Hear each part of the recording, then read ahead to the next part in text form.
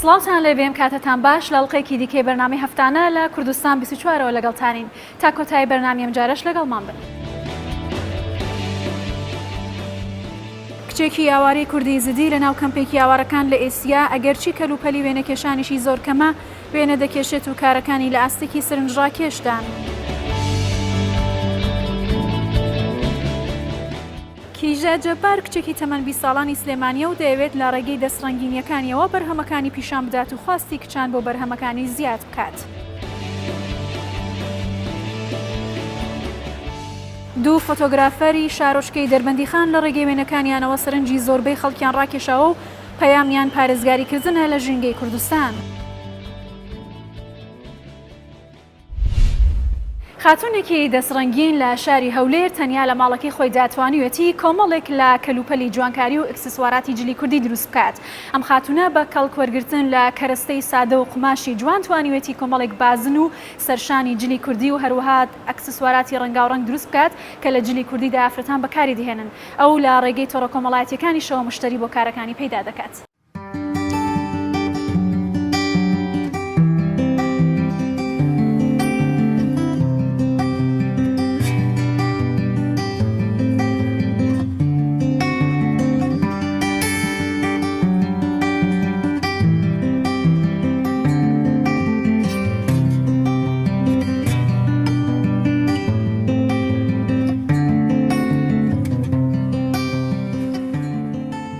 لە بدایەتدا کە دایکم زۆر شتی دروست دەکرد سەیری دەستیم دەکرد هەر کەسێک شتێکی دروست کردبووە سەیری دەستیم دەکرد لەوە زۆر شت فێر بووم.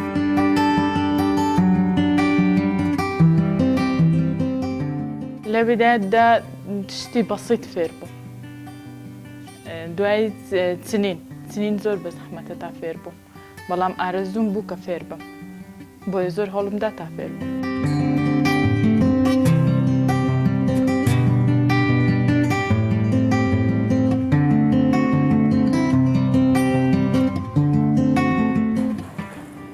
شێوەیەکی تری قایشی پشتە زیاتری گەنجان دەیپۆشن. ئەوڵە لە بدایەت کە دەستم پێکرد بۆ ئیشانە دایکم زۆر پاڵپشتم بوو ئەم جار دەستخۆشی لێ دەکردم دەستەکانت خۆش بێ شتەکان زۆر جوان دروست کردووە تەنانەت هاوسەرەکەشم زۆر پشتگیری کردم لێرەوە دەستخۆشی لێ دەکەم.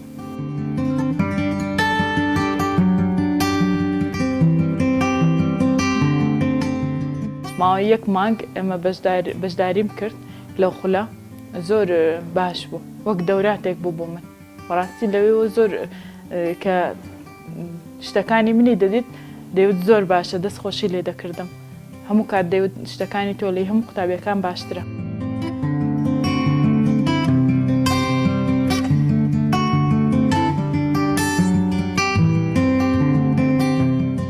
زۆر جار لە ئینتەرنێتەوە سیر دەکەم شت دروست دەکەم بەڵام زۆر کاتش هەیە دەبینم مەسەلەن لەبەر خەڵک دەیبینم لە ناوچەیەکەوە بۆ ناوچەیەکی تر فەرقی هەیە شتەکان کە زۆر جار لەبەر خەڵک دەیبینم دروست دەکەمەوە دووبارە زۆر جارش هەیە فکرێ خۆمە.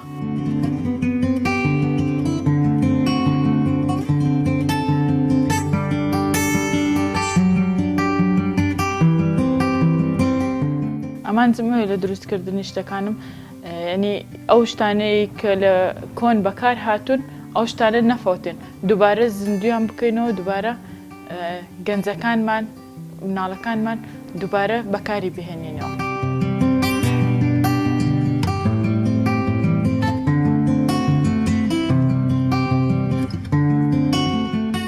بەکارهێنانی ڕەنگەکان زیاتر بیر لێ دەکەمەوە دادەنم جاری وایە 2 جار 3 جار شتەکە هەڵدەوەشێنمەوە کە درستی دەکەم پێم جوان نییە هەڵی دەوەشێنمەوە دووبارە درستی دەکەم یان سێبارە درستی دەکەمەوە تا ئەو کاتێ ڕەنگەکانی بەیەکەوە دەگونجێنم.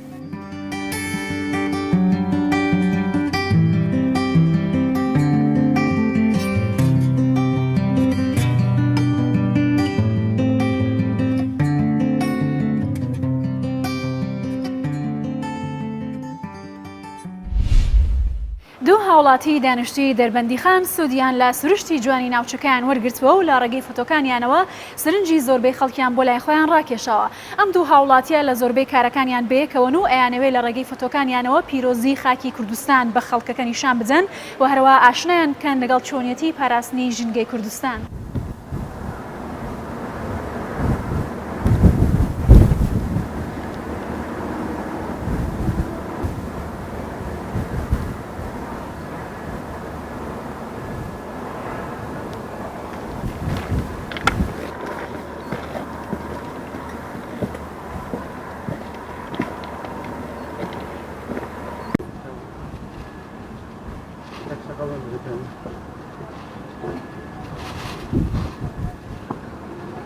سەرەتای خولیابوونم بە کامیرە ئەگەڕێتەوە بۆ ساڵەکانی هەفتاهەشت هەفتاونەوە کە لەو سەردەما باوکم کامیرەیەکی هەبوو بە ڕەحمەت بێ کردی بە دیاری بۆ من.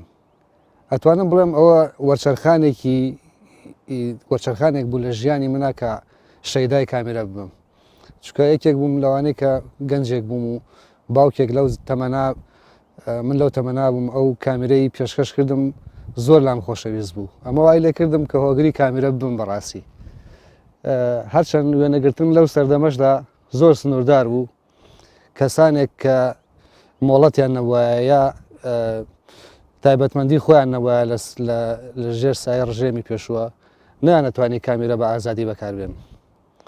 تا هاتینە ساڵەکانی دوای ڕاپەڕین و ئەوانە منش هەر بڕیارمدا بوو کە کامیرەیەک بکڕم و بەردەوام بووم لەو خولیایی کە لە خوێنمان تێکەڵ بوو.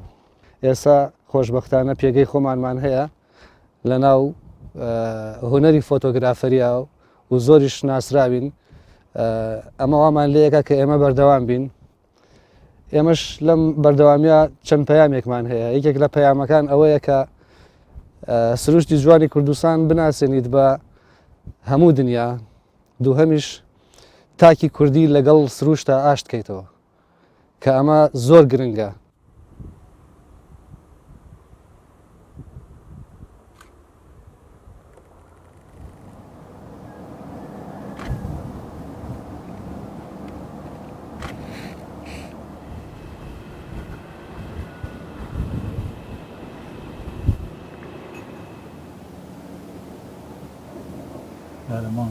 هەڵبەت کاری فۆتۆگرافی شەر بەم شکڵە ئاسان نییە با بڵین.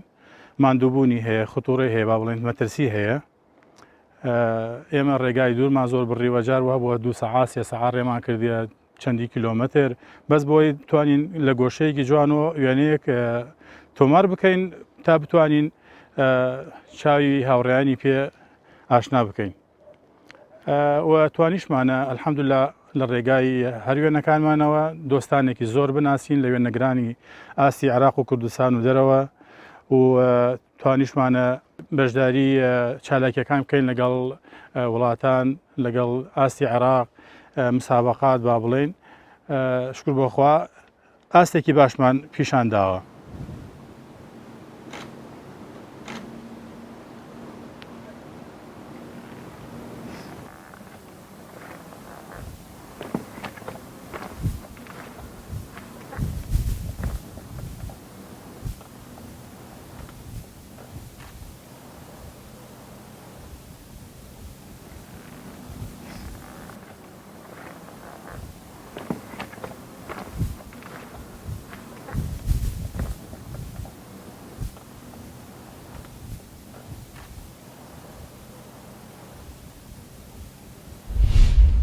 جولیت حەسان کچێکی کوردی زدیە و دوایە و نەهامەتیانەی کە بەسەر شنگالدا هاتووە ئێستا لەگەڵ خوشکەکەی بەتەنها لە کەمپی ئێسیا دەژین. جولیت بەهرێکی ناوازەی هەیە لە وێنەکێشان و بە وردەکاریەکی زۆرەوە وێنەی سروشت و کەسایەتی ناودارەکانە کێشێت هەندێک لە وێنەکانیشی ڕنگدانەوەی ئازار و نەهامەتیەکانی خۆین. تا ئێستا وێنەکانی لە چەندین پێشانگادا نیشاندراوە بەڵام ئەو تەنها یەک کێشەی هەیە ئەوی شەوەیە کە بتوانێت درێژە بە خوێندنەکەی بدات.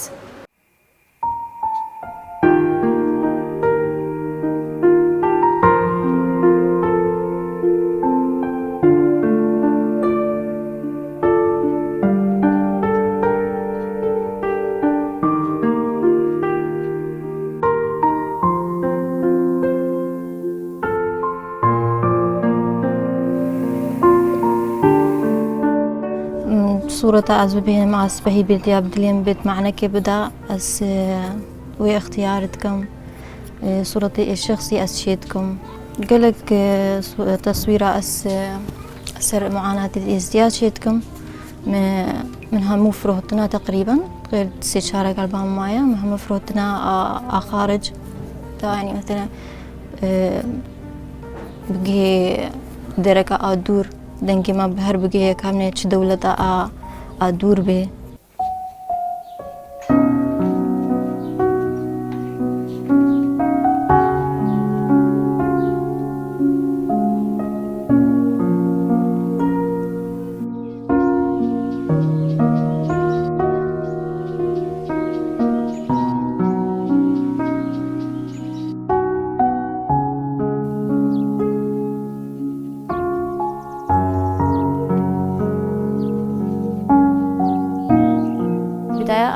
رسمان دي يجاغي من الشنقال بون از المدرسة متوسطة بون معرضك تشيكرن مجيلي شاركان برسم وشوين شوي وقتي مزانين وأف موهبة البامة هي بس بشتي مثلا بون أوارا وأم هاد نافيري من قوت از الموهبة خو بتر ميستركم يعني قوي تركم دا أز بقاربم دنجي ما بكيننا عالمي همي بطريقة رسم جانا زلام نكاري ببي فيجي رسم وقتي بزلام ببي في فكرة زلاما أدقيه أو تشكي قلق بزحمتك وزلام عائلة دور بي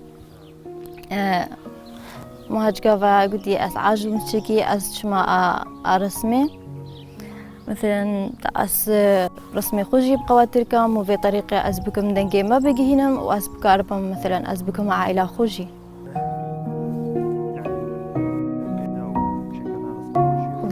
قالك من رسم عندنا تقريبا هشتي صدي من رسم عندنا وتقريبا بينجي مهمة فروتنا السر ناجيات وتشتئك بسري ازياهاتي من فروتنا خارج قالك دولتها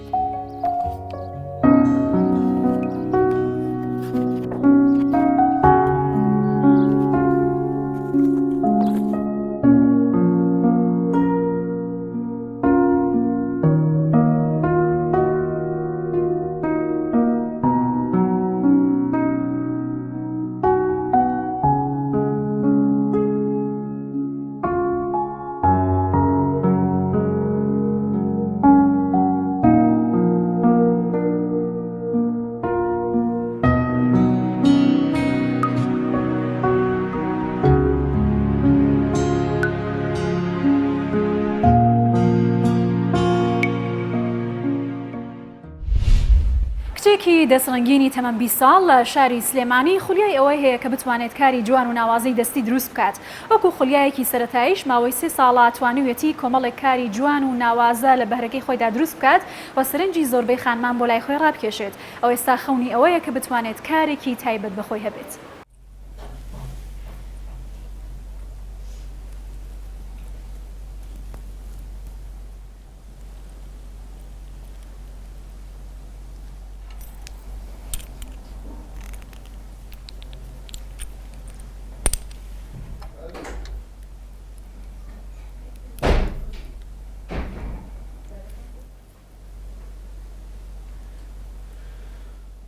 ملام كيجي جبارة تمنم 20 ساڵە ماوەی 3 ساڵە بە ئەم کاراکەم لەگەڵ خوێندنەکەش ما توانیومە کاری دەستی بکەم کە یەکەم جار بە گوارە دەستم پێ کرد لەبەرەوەی کە گوارە لە هەموو شتەکانی تر قورستر بوون کە بۆ دروستکردن بەڵام حەز و خولێ خۆم بوو کە گوارە دروست بکەم.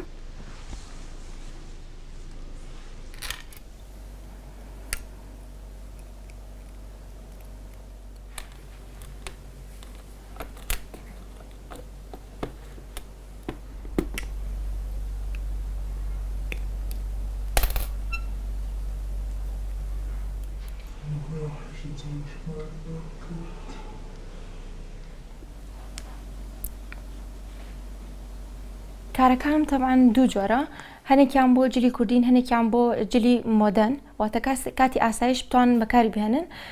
مەسەلا ئەم ملانکە دروستم کردووە ئەمە کەسەکە پێوتم کە بە دیزایانی خۆت بەدڵی خۆت بۆ شتێکی زەردم ئەوێت منیش ئەم دیزاینە بۆ هەڵبژارد ئەمە بۆ جلی کوردی ئەبێت لە بروی کە زیاتر بریقیتیا و ڕەنگەکانی زەقن بۆ سەرجلی کوردی ئەم ساڵ و ئەم جۆرەشتانش ئەتوانی بۆ سەرجلی مۆدە بەکاری بهێنیت و ئەمە تەبعاً شتێکی تۆزە زستانەشە خەڵک زیاتر بۆ زستان بەکاری ئێنە لەبەر ئەوەی ئەو قماشەی کە ئەوە لێم دروست کردووە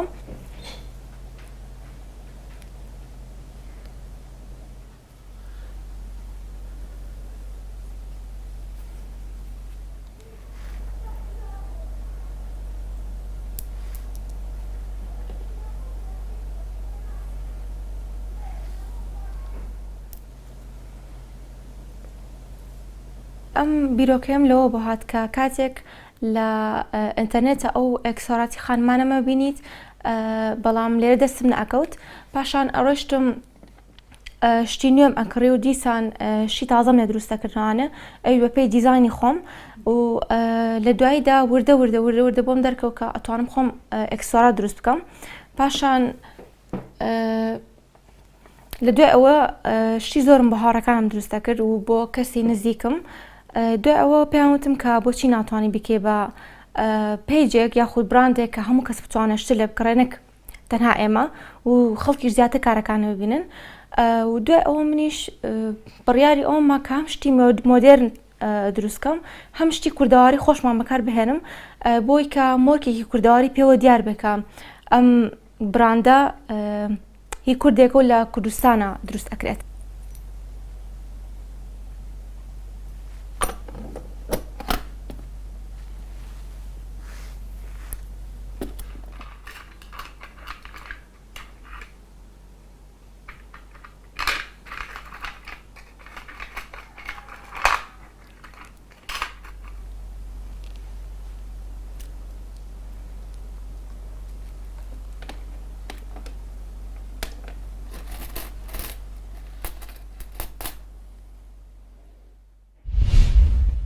دێوانە حەیدەر پیاوێکە لە قەزای دەربەندیخان بە پیاوی ئاسنەکە ناسراوە ئەو زیاتر لەوەی کە لە کوورەی ئاسنە کار دەکات کاری ناڵبەندیش دەکات.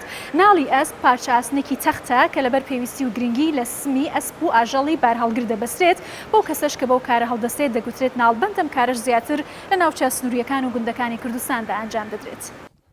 بەناوی خوای گەورەی میهرەبان. بسم الله الرحمن الرحیم. یا الله کاکەوە گەرەکمە ئینشاءالله ئەم ماینە ناڵ بکەم و ڕێک و پێکی بکەم و سمی هەسویارە و سمی و ئەمە نەماوە ها چی پێ هاتیوە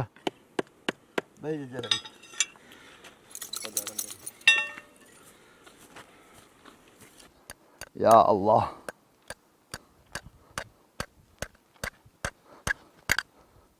ئەبوو گاز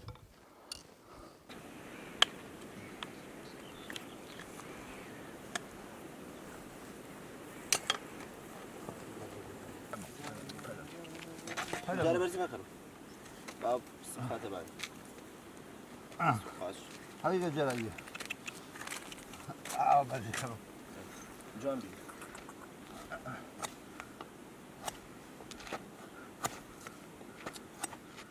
والله واهي حلوة تولي فيني ناري كان فيني ناري كد ما ندو ما نسي ما ناري نكي بخوي شليوت والسودي دي وناري ضعيفة بلام ناري كد سودي دول أول آخر دائما شوقي وذوقي هي تيجي دائما أشقي هي دائما وال بعربنا وال بلاخي وال زلامي سرخوش عرق وأعوسا ناري بخي ناري نكي كز دائما بخوي شلوي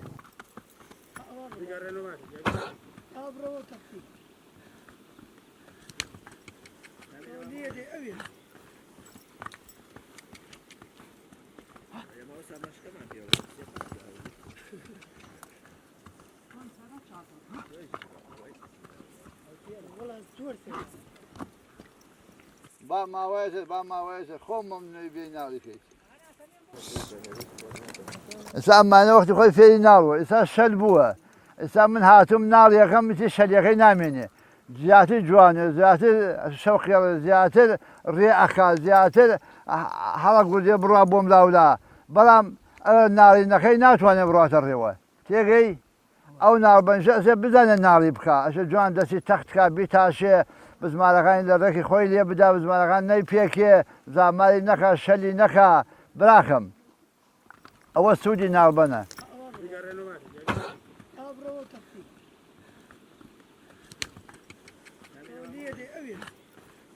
ئێمە لە باوکمانەوە فێر بووین باوگیان ئێمە لە باوکمانەوە فێر بووین هەتا ئێستا هاوردمانە ئە وڵاخە پیاوە نەزانە دای لە وڵاخە ئەی خاتە خوێن و شەلێکات و کۆڵەوارێکات ئەمی لەزانانی گەرەشە بیتاشی بەرسمی بخەی قایاری بکەی جوان ڕنەی بدەی ئەو شوێنە ناڵێت تەختێ بۆشیتیان نوێ قوڕ و بەردۆمان بڕاتە ژێریە برای گیان ئەشە پختە جوانوە و سمتراشە بیتاشید دوایەوە تاشی ناڵەکەی لێ ئەدەیت و دوای ناڵەکە بزمارەکانی لێ دەوێت بزمارەکان پختە جوان بەرسمی یەکەیت و دوای بەرسم ڕنە ڕنەیە دەی تێگەی ڕنەوە دایتی جوان دەرە چۆ سمی خڕڕێکەوێت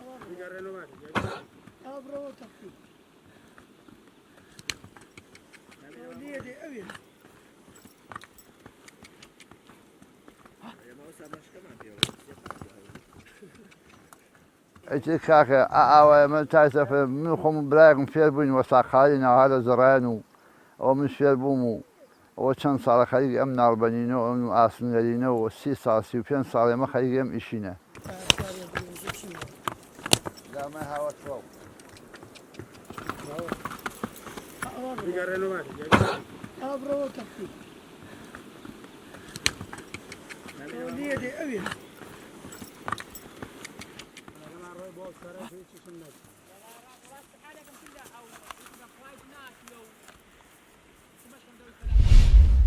لە ماوەی ڕابرد و دابینەر و بیسەری بەرنامەی هەفتانە بوون لە کوردستان 24ەوە تا پێگەیشتنەوەیەکی تر هەر شاد و بەختەوەر بن.